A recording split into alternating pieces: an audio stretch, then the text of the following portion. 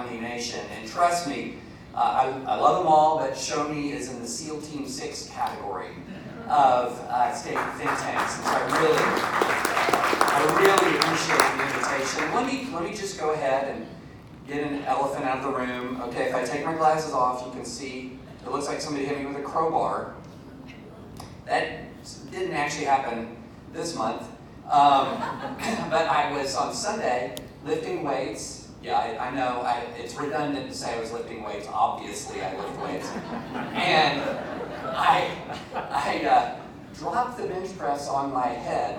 Don't want to go into all the details of how that happened, but just being the vain person that I was, the very first thought that I had was, did anyone see that at the gym? That everyone's listening to earbuds and didn't hear the crash of the weights. And so I had this moment of relief, and the next thought was, am I alive?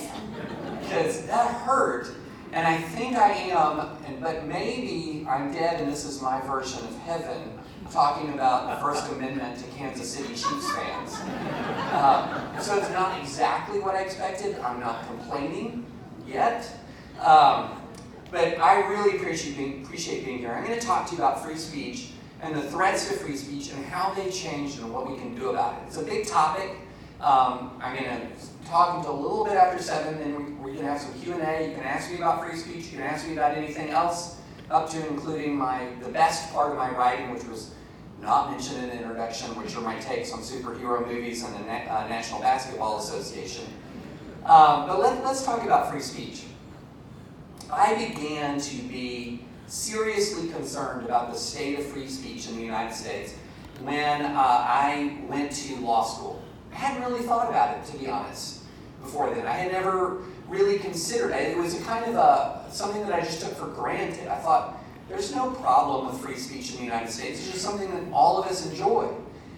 We get to say what we think about the controversial issues of the day, and we should, of course, expect disagreement and discussion and pushback.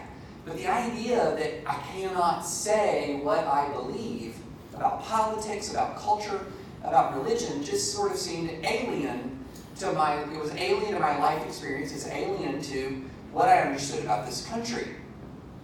I had a great free speech experience in a very conservative Christian school in Nashville, Tennessee. I never crossed my mind that anyone would be punished for saying what they believed about anything. I mean, the only speech code we had at my college was you could argue anything about anything, just don't curse while you say it, which I could seem to be, as a Christian school, reasonable restriction. And so, we would be at a Christian school, we'd have Christians who would argue about different interpretations of the Bible, and then even though 99% of the people there were not only traditionalist Christian, they were of one denomination, pretty uniform place. There was like 1% that were atheists, that like their parents made them go there to see if they could find Jesus. And we loved talking to atheists. I mean, that was some real intellectual diversity. I mean, you have the conversation. So, what is it like to be going to hell? Triggered all kinds of interesting conversations.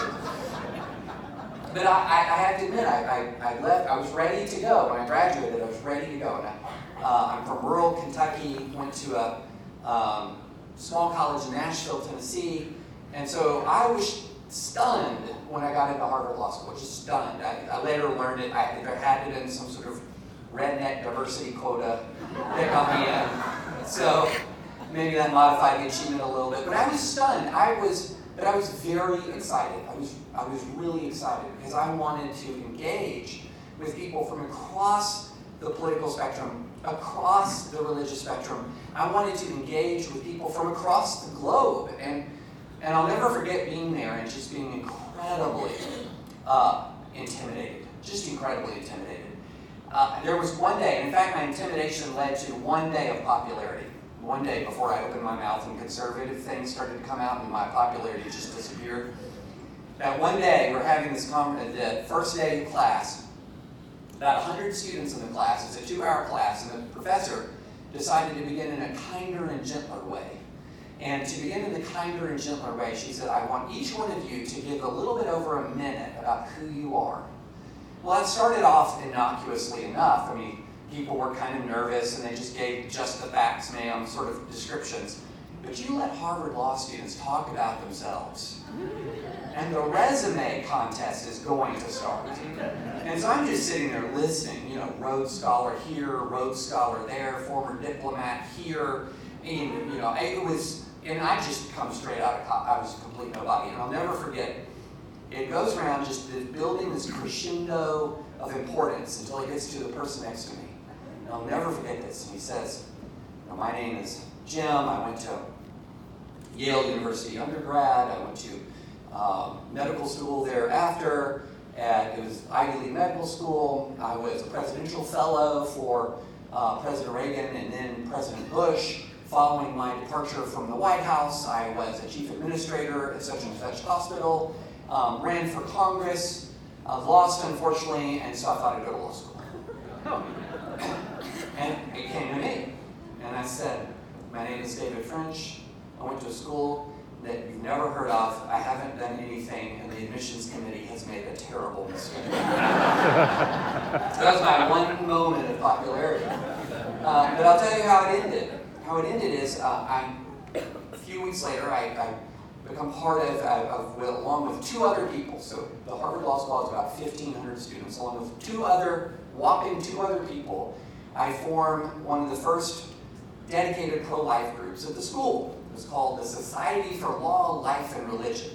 Now, if you're starting a group at a school, always think of the acronym and the way it will spell, because for the next 25 years at Harvard, the group is just known as SLUR. We didn't think about that at the time, but one of our first acts as a group was to send out a letter. And the letter described how Harvard had a policy. You paid a health services fee. The health services fee covered elective abortions, but if you had a conscientious objection to abortion, you could write the university and they would give you a partial refund of your health fee. And that partial refund would, it was symbolic, it wasn't much money, it was symbolic, it was important. So I wrote a very calm, very kind, very nice letter to my fellow students. How do I know it's calm and kind and nice? I had to redraft it 3 times to make it nicer. We tried to be as inoffensive as possible. Let's just explain what this is. And then at the very bottom, I made a mistake. I said, if you want to take advantage of this policy, fill out this sheet of paper and return it to David French, 1L, and I told him exactly where to put it, which box to put it in. I run off, 1,500 copies of this thing. This is way before, anyone has any email.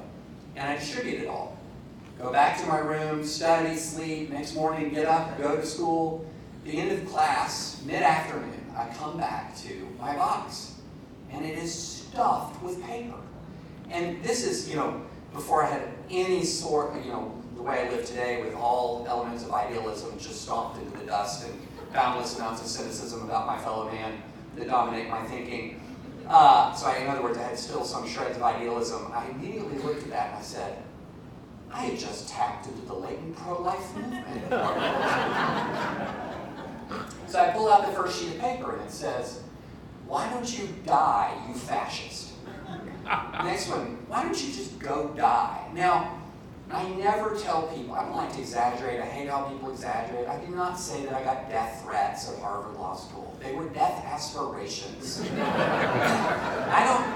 I'm not going to kill you, I just hope something does.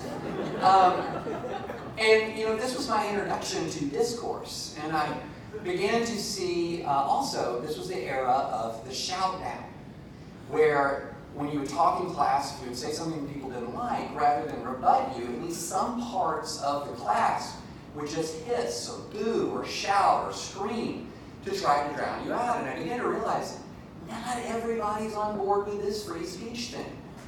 And this was the time when there was a wave of legal threats of free speech. So I got out of law school and I realized that what I was seeing in this place wasn't confined to law school. That upwards of 70 to 80% of universities were passing rules and regulations that later became known as speech codes that were designed from the outset to suppress speech that had traditionally been constitutionally protected. And the justification for this was a justification made often in the name of diversity, that if we're going to become more diverse, the community needs to become more welcoming. If it's going to be more welcoming, it has to be unwelcoming to hostile or discriminatory speech. But how is hostile or discriminatory speech defined? Well, it was defined in this legal environment by speech that offends another person on the basis of a particular category, whether it's religion, race, age, sex, etc. So if I'm subjectively offended, then that speech can be punished. Now, this was popping up all over the United States of America in like 1980s and early 1990s. And some of these policies were remarkable, just to sort of show you how broad they were. Don't think too hard about this policy. I'm just going to go ahead and warn you. It's a public service. If you think too hard about this policy, the logic loop that will erupt in this room will destroy the space-time continuum. Okay? So there was a university that I sued in the early 2000s, and this was the actual policy on the books. Acts of intolerance will not be tolerated. Now, okay, we're going to think about this for just a second before we pull back, okay? So if I do something wrong, I've committed an act of intolerance, and that can't be tolerated, which is an act of intolerance, which can't be tolerated, which is it's like looking in two mirrors, side by side. It's infinite intolerance until it consumes us all. That's an actual policy. I sued another university that had a similar kind of acts of intolerance policy. Excuse me. And in that policy, I remember giving an oral argument in front of the court. And I said, Your Honor, there's this doctrine called void for vagueness. In other words, no law can be so vague that a person of ordinary intelligence can't understand it. A person of ordinary intelligence has to be able to understand the law, especially the law around the First Amendment, or they won't know how to act or what to say. And I said, Your Honor, this law is extraordinarily vague. Nobody knows what an act of intolerance is. And at that point, the judge looks at opposing counsel and he says, What about it, counsel? What is an act of intolerance? And I'll never forget this moment. It's the moment I knew we won the case. The opposing counsel gets angry and he gestures wildly and he says, It's not my job to define it. And at that point, there's actual laughter in the courtroom, and one of the giggles came from the judge's law clerk, the person tasked with writing the opinion, and I thought, I feel pretty good about my chances right about now. And in fact, we won that case. And in fact, time and time again, me and many other attorneys who are challenging this legal assault on free speech. In other words, the acts of public institutions, of government institutions to restrict free speech were defeated time and time and time again. No university speech code that has ever been dealt with on the merits in court has ever survived a court challenge. In fact, there were so many First Amendment victories that some of you guys who are listen to hip-hop at all are familiar with a song written by DJ Khaled, I believe specifically for First Amendment attorneys.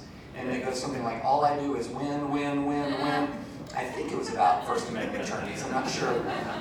But we just kept winning these cases. And then over time, this legal threat to the First Amendment began to recede. So much so that in 2019, it used to be the case, even as recently as 2009, after a string of court defeats across the United States of America, about 75% of major universities had one or more plainly unconstitutional speech codes on the books. About 75%. And now the number is about 25%.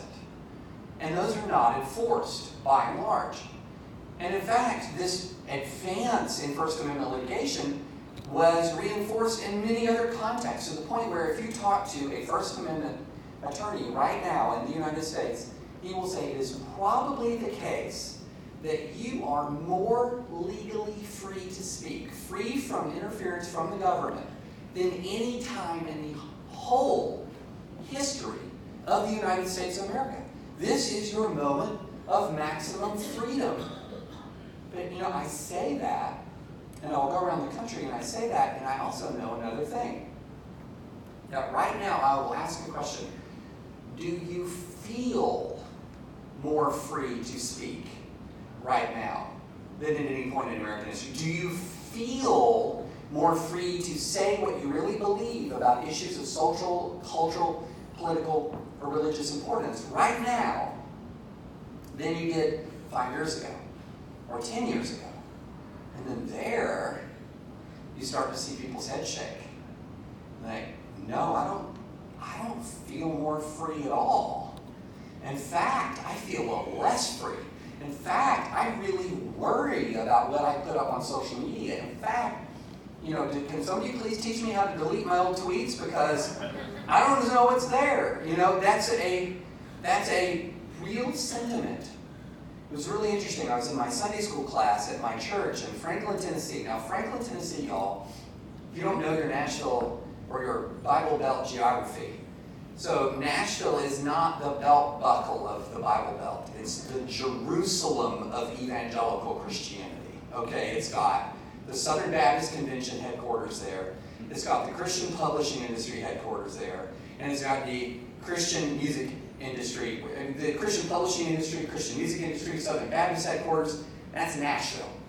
Franklin is where everyone lives who works in those industries in Nashville. So Franklin is the bedroom community of the Jerusalem of evangelical Christianity. And so I'm sitting there, about as hospitable territory as you can imagine for traditionalist Christianity. And a guy says in Sunday school, I'm afraid to talk about Jesus on my Facebook page because I don't want my employer to see it. I'm thinking, what? This is in Nashville, Tennessee? What are we talking about? But look, you guys see the news. You know what's real. But the fact of the matter is, right now, we live in an era that if you say something that offends somebody, there's a chance, even if you're nobody, even if you're somebody who's not famous at all, you can become famous by being wrong on the internet, by saying the wrong thing or the wrong way, or maybe you said something that was genuinely really bad, but it was years ago and you forgot about it. Who here followed the tale of the Iowa student who had a sign that was, I believe, on ESPN. It was like, I need new Busch Light, $25 Venmo with his name. Got put on ESPN, money rolls in via Venmo. And it starts to roll in. So this kid, he's, I believe, at this point 23 years old, says, you know what? Here's what I'm going to do. I'm going to take all this stuff that's beer money as a joke, and I'm going to donate it to a children's hospital. And so then the Anheuser-Busch company says, that's awesome. We're going to match, because he gave us all this free publicity, all these donations to the children's hospital. And more money rolls. A huge amount of money rolls in. It was amazing. It's a heartwarming story, right? Except that a Des Moines reporter goes and finds he had one racist and one anti-Semitic tweet when he was 16. 16-year-old kid said something it wasn't good. Not defending it. It was bad. When he was 16. That gets in a news story. He has to have a press conference apologizing for his 16-year-old expression. Anheuser-Busch yanks its sponsorship with him. And now, if you Google his name, it's now tarred by this racist thing he did when he was 16 years old. And he tried to do something good, and he did something good. And now this is where we are. How many times have you seen it? An athlete has an incredible night. Wins a Heisman even. Wins a Heisman. And somebody will go and they'll find their tweets when they were 15. And so the very next day, what should be the morning after the greatest day of their lives, often kids who've overcome incredible adversity to go there, they're on a national apology tour. And these are people with power and platform to overcome this and to get past it. But we live in the era of the social media shame storm. We live in the era where you just feel afraid to speak. People feel afraid to speak. And why is this? We see it all over. Everybody understands it. Why is this? I'm going to tell you why it is, and then I'm going to tell you what we can do about it. So the why is, I'm just going to give you a one-sentence answer. Why is it that Americans feel more afraid to speak? Why do we have a social media swarming, shaming culture? Here's the answer. Because Americans hate each other now. Okay? Between left and right, red and blue, we hate each other. And I'm not exaggerating. I'm not exaggerating. So what we are in the grips right now of is something called negative polarization. So what negative polarization is, it is the belief that, or it is a state of political polarization that's probably the most toxic possible form. And what this means is I am a Republican or I am a Democrat, not because I necessarily love Republican or Democratic ideas, but because I loathe or fear the other side. I'm not voting for my guy so much as I'm saying not that other guy. I'm voting in self-defense. I'm voting against more than I'm voting for. The numbers here are off the charts. This is something that's been building for a generation or more. This is not just a Donald Trump era phenomenon. 2014, for example, Pew, which has been doing a ton of research on this negative polarization phenomenon, recorded that if you ask the average Republican what they thought of the average Democrat, that around 80 to 82% of Republicans would say they either strongly or somewhat dislike the Democrat. Strongly, 80% strongly or somewhat dislike a Democrat, Republicans. Now, the Democrats were a lot more tolerant. Got to give them credit. Only 78% of them either strongly or somewhat disliked a Republican. And it's gotten worse, guys. It has not gotten better. There are some recent surveys that say not only do a vast majority of people dislike a person on the other side, for a minority of Americans, this dislike is getting so intense, it's scary. I mean, there are surveys that put around 20% of Americans believe that their opponents have subhuman characteristics. Now, 20%, that means 80% at least still view their opponents as humans, right? Well, I guess that's glass half full. But that's about 60 million Americans view their opponents as having subhuman characteristics. And same survey, nearly equivalent number of Americans said it would be good if a large number of their political opponents just died. Just died. I mean, that's the Harvard death aspiration. Gone viral, okay? I mean, this is where we are. And so what I have discovered, and I've been doing this free speech thing for a really long time, this is when free speech gets hard. When free speech gets hard is when I see no value in your speech. When I see it as destructive and wrong. That's when the protection of free speech is hard. That's why it's in the First Amendment, an amendment within the Bill of Rights, not subject anymore to popular vote unless you're going to pass a new constitutional amendment. Because free speech to be free, it has to have counter-majoritarian protection. It has to be immune from the dislike of the crowd, okay? Because if popularity is popular speech, popular speech is protection. We have to worry about free speech when it's unpopular. But when I really don't see any value in your speech, that's when it's taxed. And the respect for free speech is taxed the most. When you combine that loathing of your speech with the access to social media and the access to that individual megaphone that every single one of us has right here, then you have a recipe for mobbing and shaming. So what do we do about this? What do we do about this? Well, there's a couple of things. One is we have to realize and we have to understand that we don't know everything. We have to understand and re-embrace the John Stuart Mill argument for free speech, which goes essentially like this. Step one, I'm not God, which means I'm not omniscient. I don't know everything. I'm not even necessarily sure I'm right on everything. I think I'm right on everything, but I'm not totally sure. I'm not God, I'm not omniscient, I'm not perfect, I don't know everything. So what does free speech do for me in this circumstance? One, it can actually expose me to competing ideas and to competing reasoning and to competing to logical argument that can expose when I'm wrong and allow me to correct myself to the right. So every time I have been exposed, my thinking has been exposed as wrong and then gets corrected to the right, free speech has done something good for me. Then, well, what about when I'm still right? What about when somebody engages with me and I still think I'm right? Like when, people try to argue with me that the Southeastern Conference is not the best football conference. You're never going to win that, okay? But what value do I have in that discourse? Well, two things. One, I learn your reasoning, I learn your perspective, and then the other thing is I sharpen my own. I can bring new arguments and new ideas to bear that make me better equipped to deal with and to defend my perspective.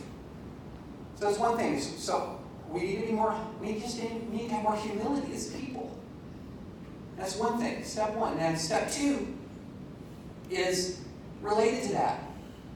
Step two is related to that. If we're going to have more humility towards people, then maybe we're going to see more value in what other people believe, say, and speak. And so step two is, I'm going to fight for the rights of others that I would like to exercise myself. Boy, this is hard in red-blue land, y'all. This is really hard. Because everybody's got their list of grievances. My people got censored here. I'm not going to stand up when your person is censored over there. I'll give you a great example quickly. A lot of conservatives here, I can say the name James Damore, and they know exactly who I'm talking about. He is a software engineer at Google who stood up to Google's sort of diversity initiatives, opposed them, said that differences between men and women in programming, or differences between men and women were responsible for some of the difference in numbers in hiring, and that if Google wanted to address gender imbalances, there were ways to do it without discriminating on the basis of gender. A lot of people got mad when they read that. A lot of people interpreted what he was saying as saying, well, men and women are different, and by different, he means women are worse, and how can I work with somebody who has these opinions? And he was fired quickly by Google. Fired. Now, he hadn't done anything wrong in the workplace. He hadn't discriminated against anybody in the workplace. He just expressed an idea that people found offensive. Gone, fired. Republicans went wild. Snowflakes, big tech, can't handle disagreement, can't handle dissent. The Quad has come. To the social, University Quad and Speech Code has come to the social media campus. Look at those guys. They're so intolerant. So this happens in 2017, 2018, and a lot of conservatives thought, man, we're good on free speech. Stand up for James Damore. Then, a few months later, football season rolls around. Some of you know where I'm headed. And a guy takes a knee for the national anthem.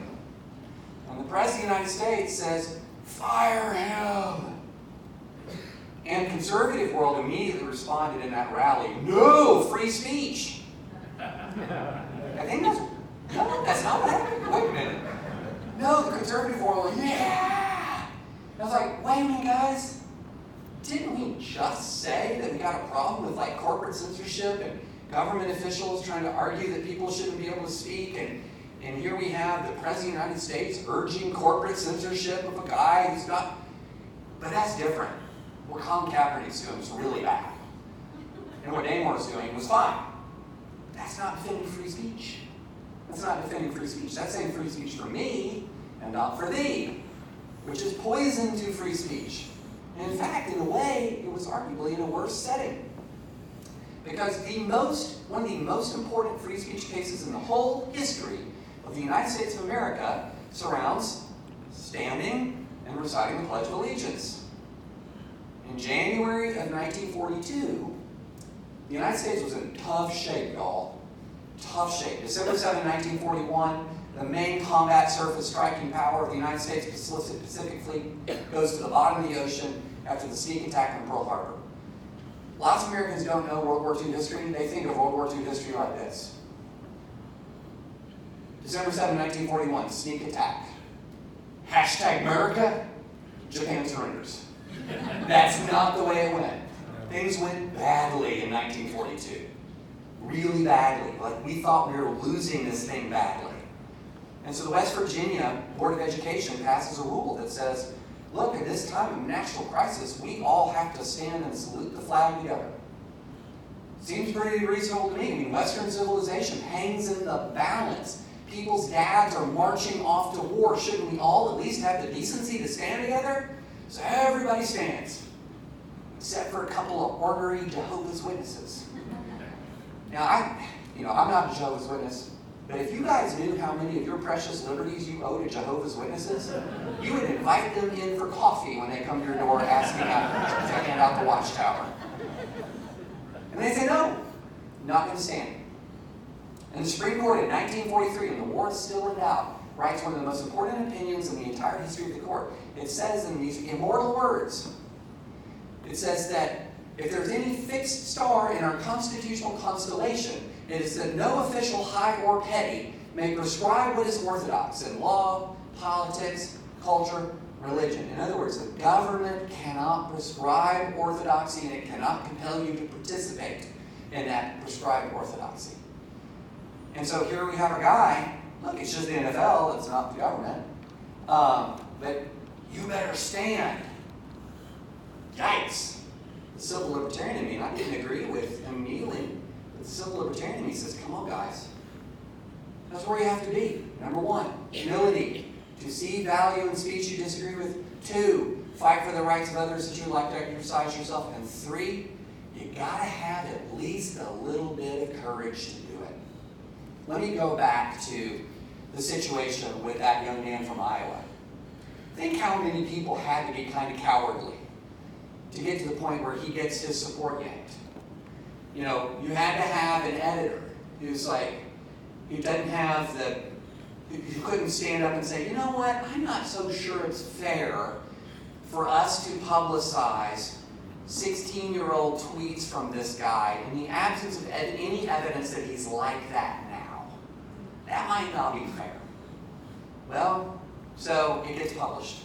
Then somebody in Anheuser-Busch has to say, when the PR people are saying, gotta cut ties, somebody's got to say, no, we don't have to. We don't have to cut ties. We can say, we condemn the expression that was made when this kid was 16, but he's 23 now, and he is doing something good, and we stand with him. If there's any indication he's like this now, you pull the plug. Because somebody's got to say no. Somebody's got to have a little bit of grace. Somebody's got to have a little bit of forgiveness. That where we are in our lives, somebody has to, when these shame moments stand up, these shame moments occur, to stand and say, no, not on my watch. I'm not going to try to destroy another human being who disagrees with me. I'm going to show a little bit of grace. I'm going to show a little bit of mercy. And that actually takes some bravery these days, because it requires you to often see the humanity and the dignity and the person that you may disagree with profoundly. But until we can get ourselves out of this negative polarization, this shame campaign will continue, these online mobbing campaigns will continue, and my hatred for free speech will build, because I will see free speech as nothing but a threat. And I'll say this last thing to sort of add the humility part. We got lots of reasons to be humble. We got lots of reasons. One of the more interesting recent surveys showed that the most politically engaged people in the United States of America happen to be the most wrong about their political opponents. What? No, surely not. I read the news every day. I know exactly what they think. Now, here are the people who are the most right about their political opponents. The people who barely engage with the news at all. How could that be possible? Because the people who barely engage with the news gained their knowledge about their political opponents through what? Oh no, imagine this, personal relationships. And the people who engage with the news constantly gain their knowledge about each other by what? Oh my gosh, this would be the worst thing possible, Twitter. And the business model, who here has heard the term nut picking? Okay, a couple of you. If you take nothing away from tonight's talk, remember this term and never do it again. I try not to. I try. Nut picking is the practice of taking an extreme or weird or bizarre voice from the other side of the political aisle and elevating it as typical. Okay, so it's imagine some event occurs, and most everybody with a blue check mark on Twitter, or most everybody on Facebook is saying right and appropriate things, but there's some crazy comedian in Hollywood, or some wacky professor in Toledo, or somebody that you found that says something weird and wild and gross, and then you quote tweet that and say, look at what they're like. So I just described the business model of Twitter. And what it is it creates a false impression about our fellow man. It's a violation of the Ninth Commandment. It's a commandment. It's a form of bearing false witness. And this is what we end up doing time and time and time again. And the most politically engaged people are the most prone to it. And so I'll close with this, and I often ask people this. If you think about your own social media universe, are the most politically engaged people in your Facebook feed the most pleasant you know? And nobody. And if you're sitting there thinking, yes, well then you're the least pleasant one. But we have this, the most politically engaged Americans, ones who are driving conversation, are driving us away from humility, towards certainty, and towards censorship. And eventually, you can only do that to a culture for so long before the law catches up. And we begin to see actual censorship implemented by the state, spawning from a culture that demands it. And that's the danger that I'm worried about. And that's the danger that with your own humility, your own grace, and your own courage that you can address. Thank you all very much.